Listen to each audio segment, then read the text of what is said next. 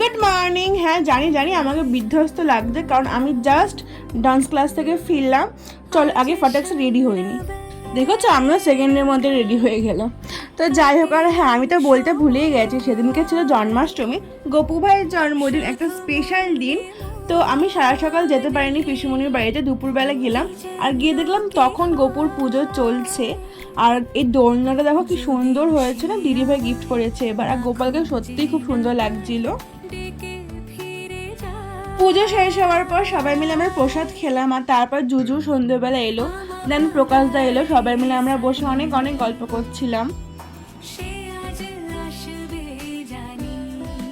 তো তারপর রাত্রিবেলা আমি খাওয়া দাওয়া করে চলে যাই পপি দিদির বাড়িতে, অনেক রাত হয়ে গেছিলো যেতে। আর ওদের বাড়িতে ছোট্ট একটা গোপালের পুজো হয়েছিল, কি সুন্দর লাগছে না। তো কিছুক্ষণ আমি বসে গল্প করে চলে এলাম বাড়ি। তো এইটুকুনি ভিডিওটা দেখা হচ্ছে অন্য একটা ভিডিওতে, বাই।